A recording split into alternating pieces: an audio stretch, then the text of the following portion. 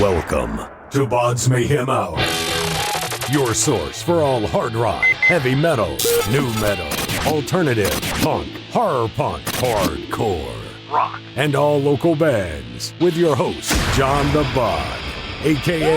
the Bodfather. This is Jeremy Isaacson with Orphans of Doom, and you're listening to BODS Mayhem Hour. The views and opinions of the guests do not necessarily reflect the views and opinions of BODS Mayhem Radio Network, its staff, affiliates, or sponsors. Parental discretion is advised. Welcome to BODS Mayhem Radio Network. Hey everybody, welcome to BODS Mayhem Hour. I am your host, John the Bod, a.k.a. the Bodfather. Folks, it's 2020 already. This quick, we're into 2020, and we're still doing interviews, still kicking ass, and still bringing you guys awesome interviews for each and every single one of you guys and gals out there. So today we have guitarist Bryan Sedey and bassist and vocalist Jeremy Isaacson of Orphans of Doom. Orphans of Doom hail from Kansas City, Missouri, and they will release their second album entitled 2, simple enough, on February 28th via the company. Orphans of Doom have also released their music video for their single Necromantics, and I will tell you this right now, if you like heavy stuff, sludge, doom, it's everything into one. As I could say, it's like a perfect recipe for a great heavy song. Also, they will play a hometown record release party at the Right Room in Kansas City on February 28th. Do yourself a favor, get out of the house, go out and enjoy some local music. I mean, myself as well, I need to get out more, go support these bands, because trust me, tomorrow is never guaranteed. So, Bryan, Jeremy, what's going on, and welcome to the show. Thanks for having us, man. We're excited. How's it been working with Adrenaline PR so far, guys? Well, great. They've exceeded our expectations in getting us into avenues and finding new ears and new outlets to get this new record out in front of as many ears and eyes as possible. So we're happy to be here for that reason. And with this album, we just want to make as much of an impact as we can. We didn't really get as much of an impact as we wanted with album number 1. So this time we want to right the wrongs from record number 1. Yeah, I agree with what Bryan said. We wanted to get it out, all this hard work that we do and all these, writing music and all this and recording.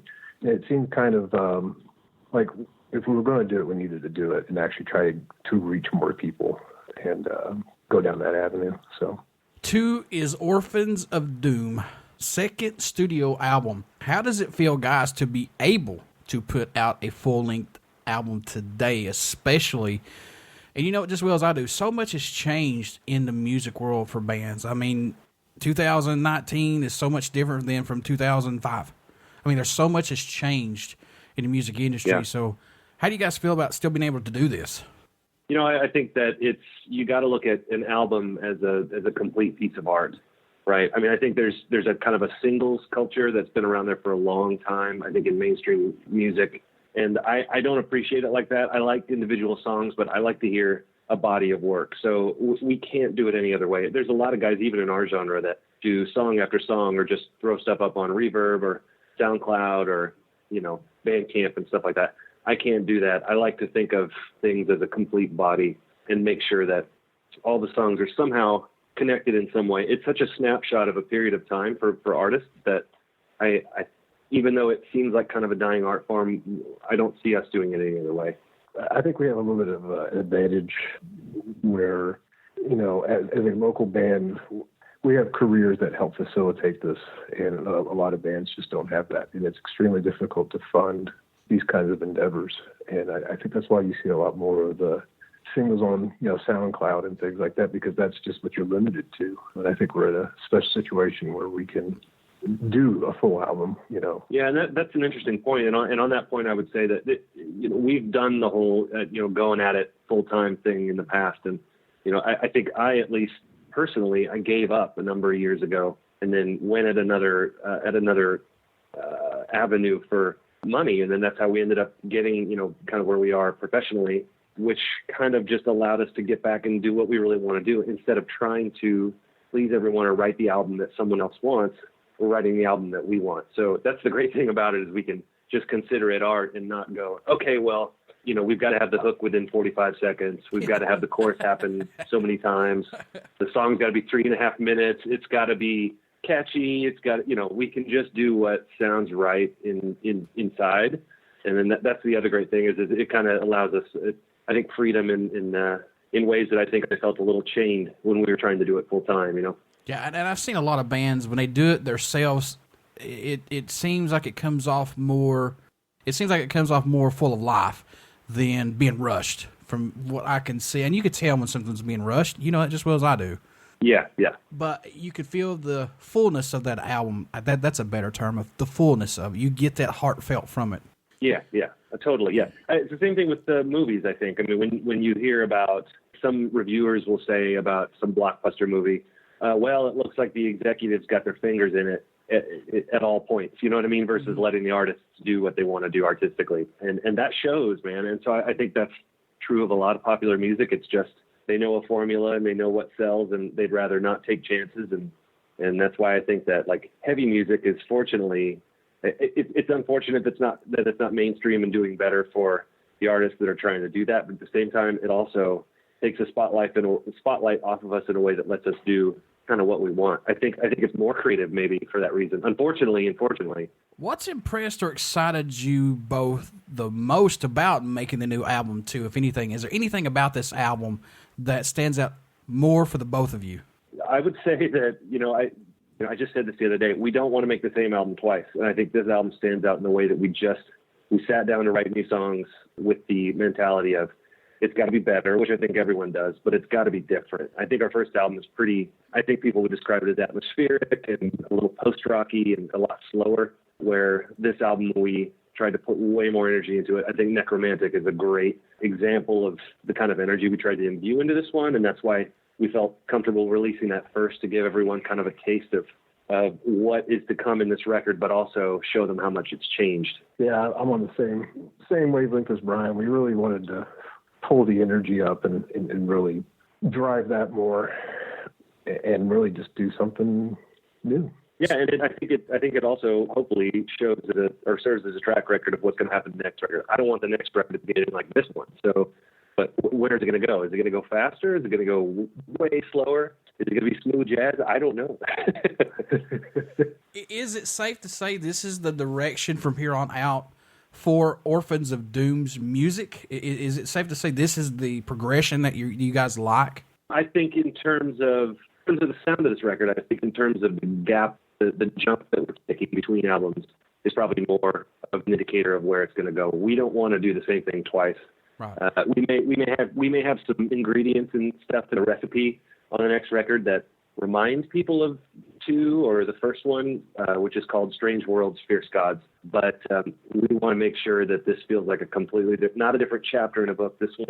We want each album to feel like a completely different book, but still be unique, our own kind of sound. If that makes sense. Yeah, and tell you the truth, we have no idea what the next one will sound like. We were very much just like, what are we feeling? What's driving us right now? And I think you get better content that way than trying to write the same, like, oh, well, this song was a hit, so I better write 10 more songs that are just like this one. Yeah. I think that divisive thing for bands like Opeth, for example, who went straight down the prog rabbit hole and I think alienate a lot of fans. But one thing they're doing is they're not repeating themselves. I mean, they're definitely charting new territory with every album, and I love that about it. Even if you don't like it, you have to give a band like that credit for not worrying too much about what everyone else thinks and just hoping that it finds the right like-minded people that are going to appreciate it for what it is, because it's clearly what they want to do. Writing these new songs, guys, does it challenge or push you to make each song different or add something new to them?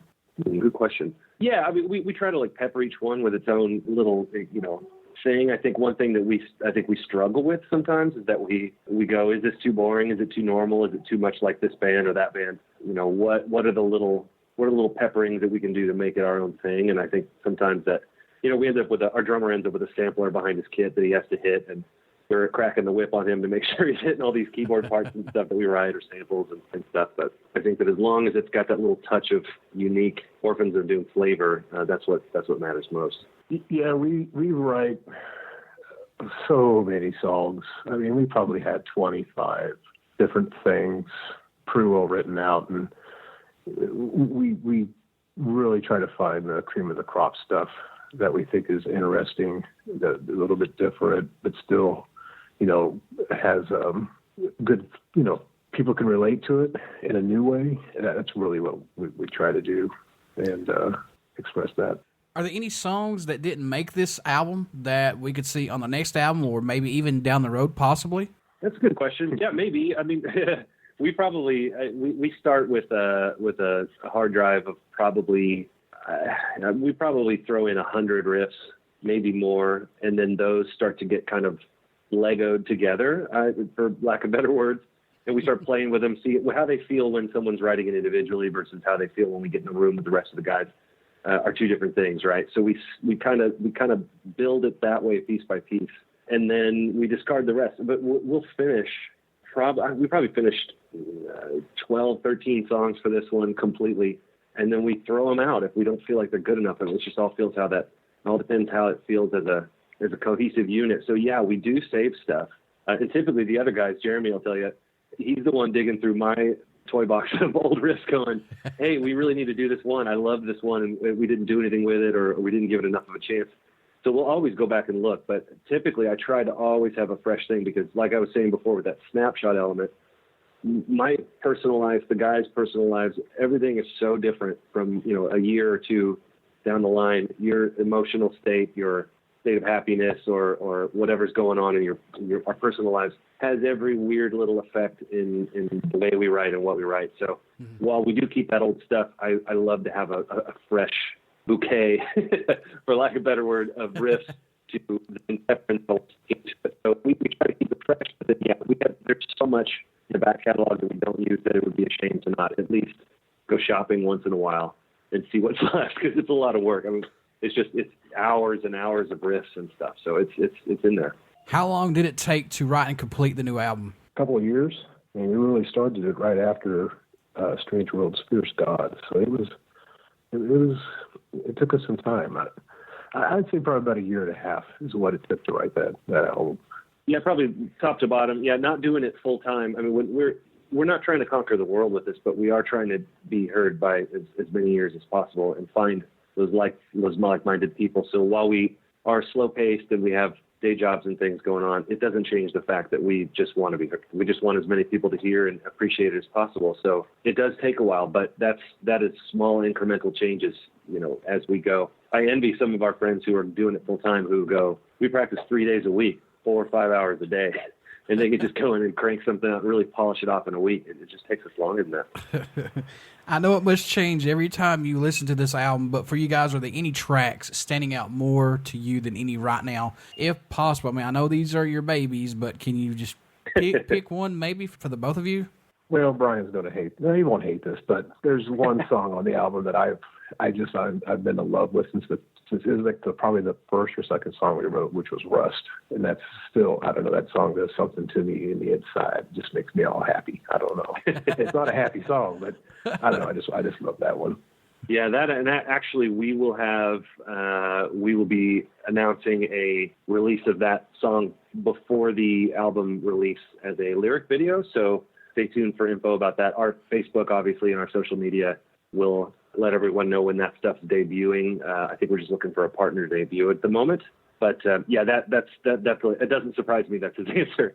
But it's not mine, because our tastes are a little bit different. While I love that song, I think probably my favorite is a song called The Ornamentalist that won't be released individually. It'll come out with the full album. But I'm a big fan of Brian May and the way I think we used to utilize 2-3 part harmonies on guitar to really kind of fill out a sound and put a vibe out there. And we were able to achieve that with that one. So for that reason, I think that's my favorite. But second favorite, I would have to say New Ishtar, which is our next single, which will be released, I believe, on Friday, which is the 30th. Okay. 31st. I believe. The 31st? Yeah, 31st. Yeah, 31st of June. Or June. 31st of January.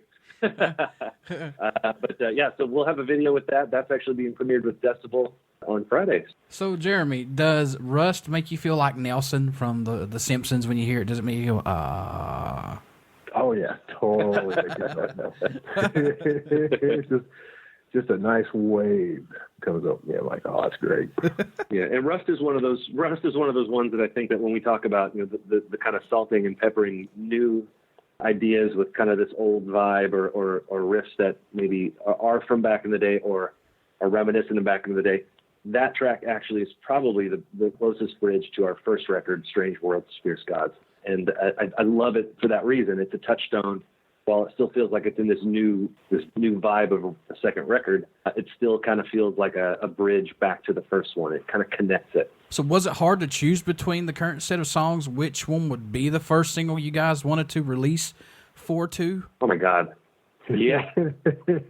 Yeah.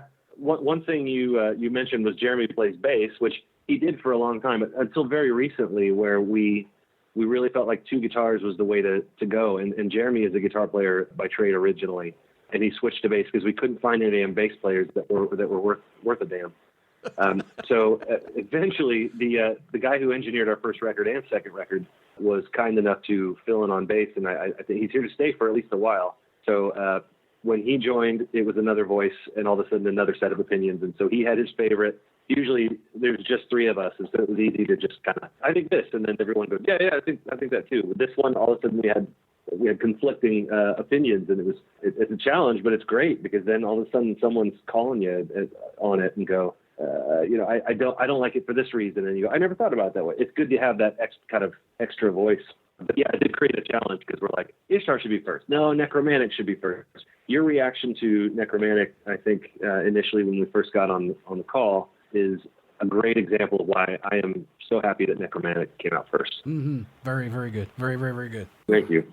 What do you hope everyone takes away, or a message you hope they hear while listening to any of Orphans of Doom's music in general? What do you hope they get when they listen to your music, guys?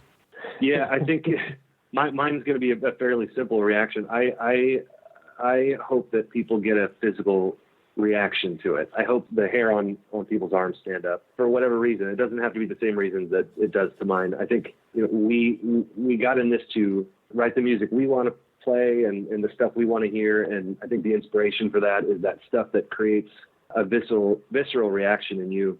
I think if it makes you feel more powerful, or if it kind of helps you kind of work through sadness, or it makes you feel excited and want to go to the gym, or you just, any of that emotional spectrum is what's important to me. So as long as someone finds, if you just plain old like it, that's good with me. But the best, I think, is when people are touched by it in some way and they feel something inside, or they have some sort of reaction to it like that.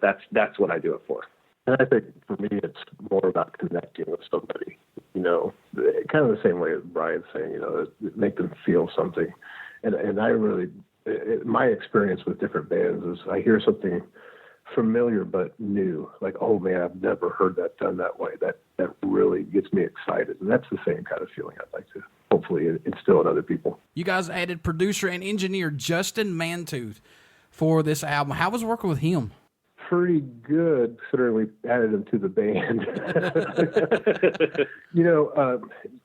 I love Justin to death, and he doesn't mix words, and he has opinions, and he expresses them, and he takes a criticism really well, and he likes to debate. And me and Bryan both really like that, because that's how we kind of operate with each other, is we have good constructive discussions about things.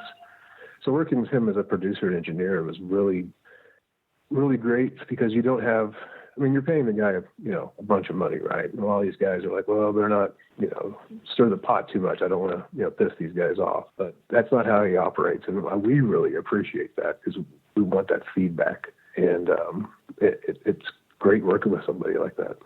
Yeah, that's why we go back, because we know that he's not going to pull any punches, that he's, I guarantee there's engineers out there who just push the buttons and do what the artist likes. But if they know how to direct a little bit and produce a little bit, and their skin's in the game too. Their product has to generate more business for them eventually too. So if they perform for us, then it's going to perform for them in the future. So he knows that, and I think before he was in the band, he wanted our product to be his product, and that's why we love that someone feels tethered to the final product as well. But then that's eventually why we let them in.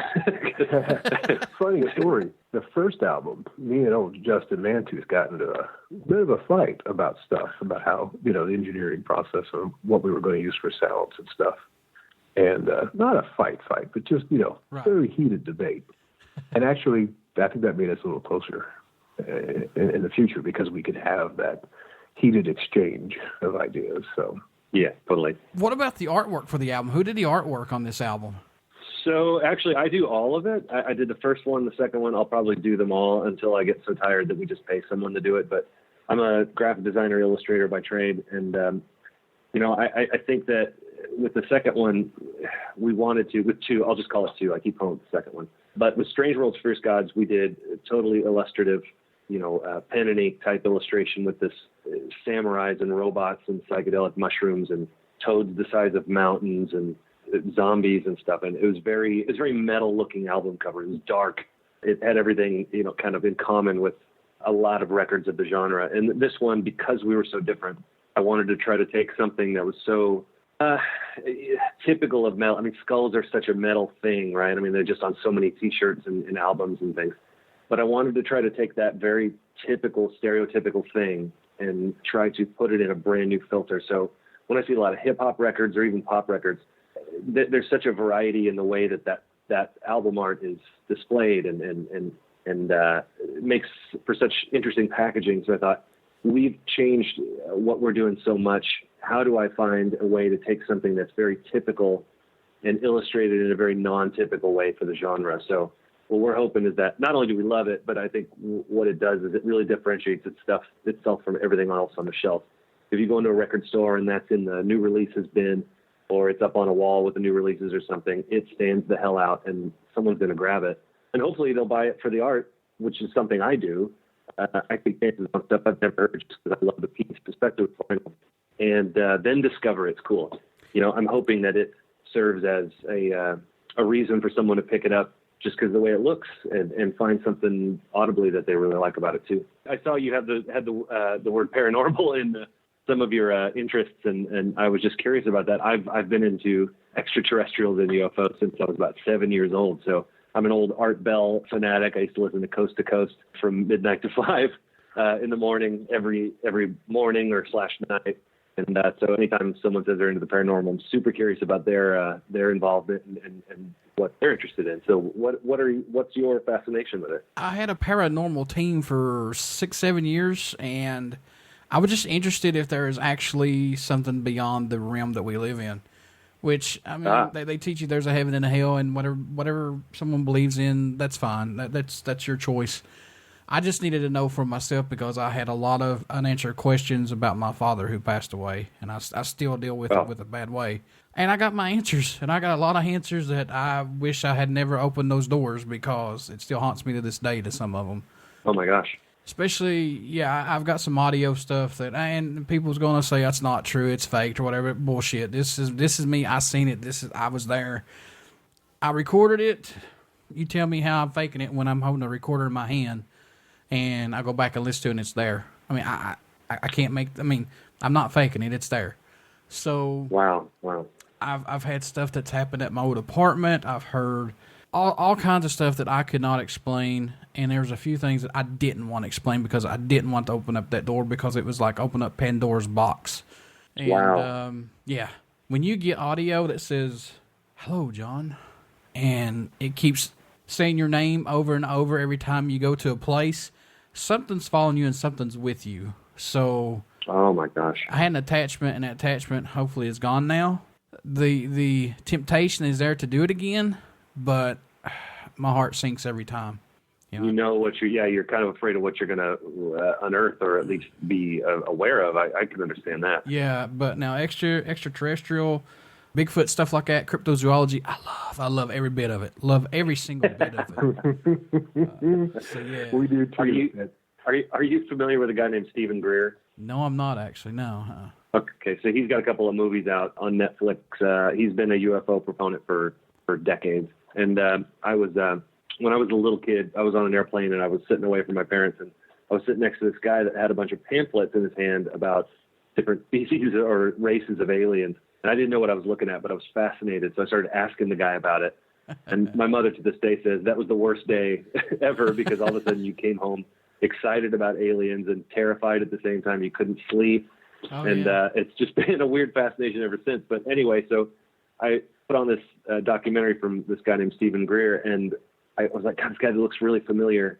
And I was looking into his history and stuff, and I go, he kind of looks like that guy I sat next to on the airplane. And I Googled young Stephen Greer and then pulled up this picture, and that was the dude I was sitting next to on the airplane as a little kid. Oh, wow. So it's so crazy, this small world, that I go, oh my God, that's the dude that was telling me all about the Nordics and the Greys and the reptilians and stuff back in like 1986 or 87 or something. But it's been a fascination ever since. The crypto stuff, yeah, absolutely. And I don't know if it's true, but I think it's fascinating, and sometimes it's hilarious, and sometimes it's riveting. And our first album has a lot of that weird vibe to it. I mean, it's robots on the moon, like I think I said before, zombified,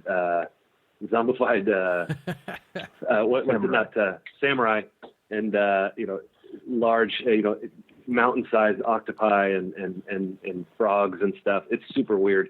First record is a concept album that is totally like that, and it is a concept from start to finish. The story of kind of the end of the world and alien attacks and things like that. And this one is so not that. It's just song after song after song. It's still a complete thought, start to finish, but it ain't the first one, which is a wild ride of a weird sci-fi story that kind of has all that interest that we have kind of imbued into it. So we're nerds in that way for sure. Folks, you want to get out and pick up Orphans of Doom, second album entitled 2, out February 28th via the company. Also, Orphans of Doom will actually play a hometown record release party at the Riot Room in Kansas City on February 28th. Please get out and pick this up and keep in touch with them. Guys, how can folks pick this album up, tour dates, all that good stuff? How can they do that? How can they keep in touch with you? They can go to the company. Our record label is The Company, and I believe it's thecompany.kc.com. They have a store where one edition of the vinyl is available in CD, and then we have it on our Bandcamp page as well. And then social media, we've got links to all that stuff there as well, and the last record as well. So. And before I let you guys go, would you care to do a promo for the show? Sure, Jeremy, you want to do it? Sure. I've never done one, so. It's very simple. This is Jeremy Isaacson with Orphans of Doom, and you're listening to BODS Mayhem Hour. Everybody stick around. We got some great stuff coming up, and you only hear these interviews right here on BODS Mayhem Hour and BODS Mayhem Radio Network.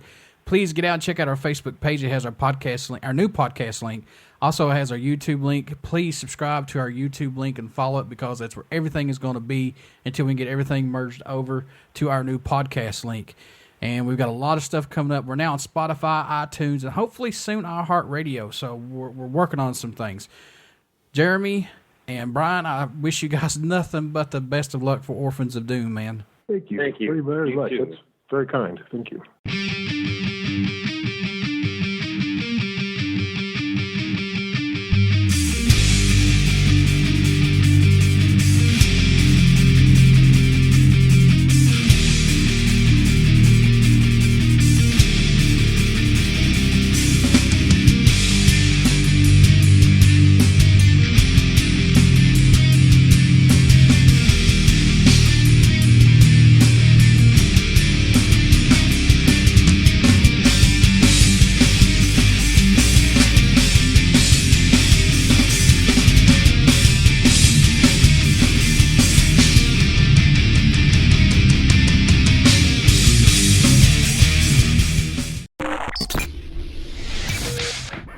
You're listening to BODS Mayhem Hour. Follow us on Facebook, Twitter, and Instagram.